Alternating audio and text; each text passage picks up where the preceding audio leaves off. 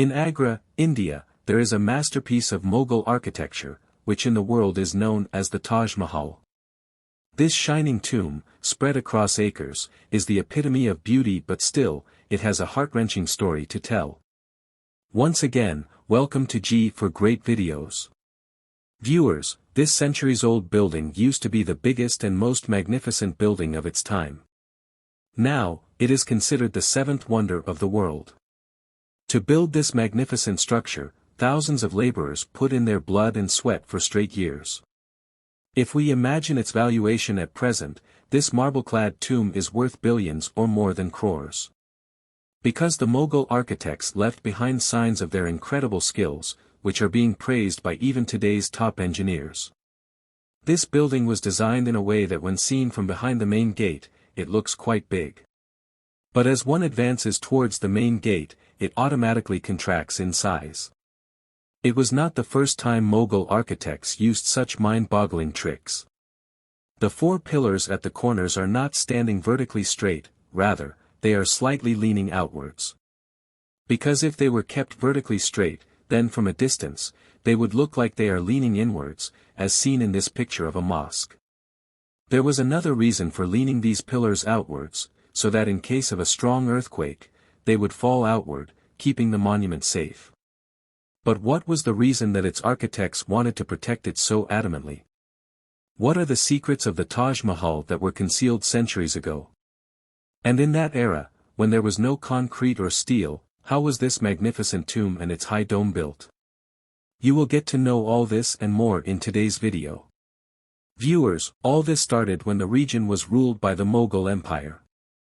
On that day, the youngest son of the Mughal Emperor, Shahabuddin Muhammad Khurram, turned 15. To celebrate this occasion, a splendid party was thrown at the Agra fort.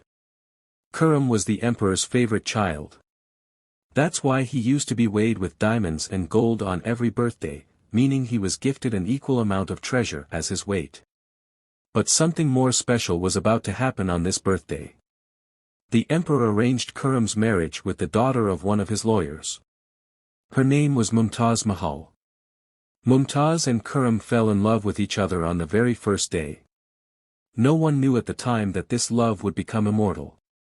For the next several years, the prince fought numerous battles and emerged victorious. That's why the emperor gave him the title Shah Jahan, which means Emperor of the World. Shah Jahan had several wives who lived in the harem of Agra fort. Among them, Shah Jahan loved Mumtaz the most. And this was the reason that he spent most of his time with Mumtaz Mahal.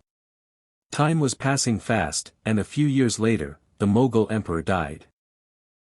Shah Jahan, who was quite famous in the Mughal Empire and the emperor's favorite son, succeeded the throne years later. The entire Mughal Empire was quite happy with their new emperor.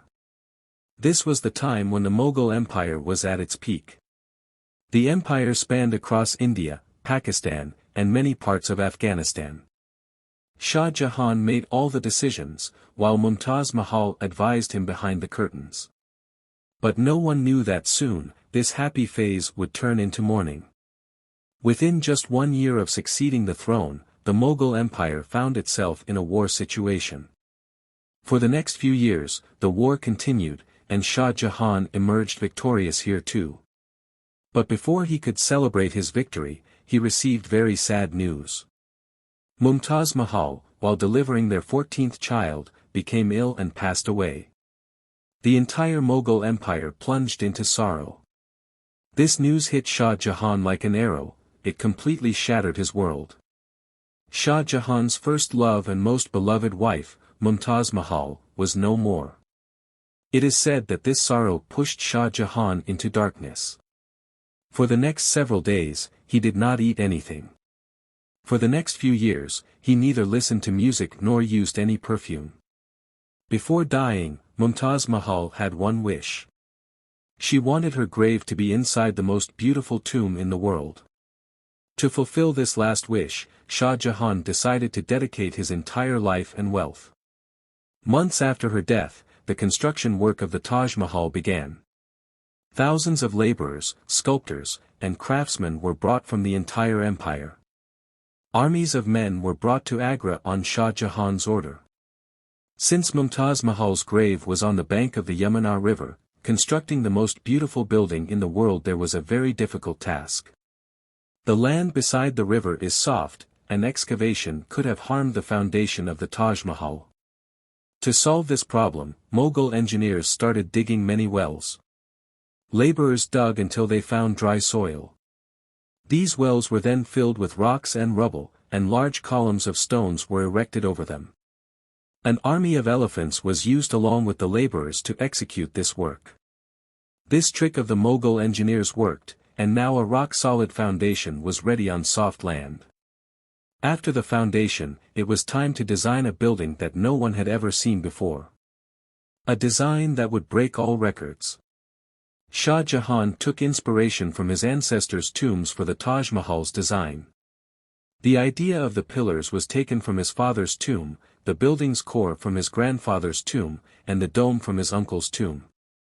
When all these elements were combined, a beautiful design emerged. To construct the structure, millions of bricks were baked on site. This was not at all easy, and an enormous amount of money was spent. Every passing day, the royal treasure was being emptied. Shah Jahan did not worry about anything, he just wanted to complete this work.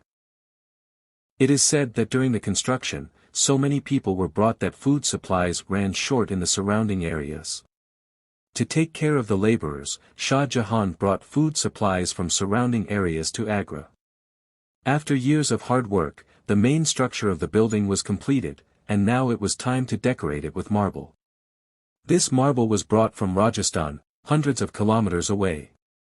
Because the Makrana marble from this place is still considered the world's finest, Shah Jahan reserved the entire lot for the Taj Mahal. Until the demand for the Taj Mahal was met, no one was allowed to purchase this marble. Thousands of tons of marble were transported to Agra with the help of thousands of elephants. Taj Mahal's dome is so big that one can feel its magnanimous size just by looking at it. Nowadays, such domes can be built using steel structures. But centuries ago, building such a high dome with only stones was an extraordinary feat. The stress calculations done by the Mughal engineers are still praised by present-day engineers. The final work was done with pietra dura, an art of inlaying valuable stones into marble. The glue used in the Taj Mahal was made from shiera, lemon juice, and marble powder. Even today, the same glue is used for its renovation. One of the special things about the Taj Mahal is that it changes color throughout the day. Before sunrise, it appears black. After sunrise, it has a light yellow and pink shade. In the afternoon, it looks spectacularly white. During sunset, it appears golden. After years, the construction was completed. Shah Jahan fulfilled Mumtaz Mahal's last wish. Later, Shah Jahan was imprisoned and could only see the Taj Mahal from his window until he passed away and was buried beside Mumtaz Mahal. Hope you liked this G for great video.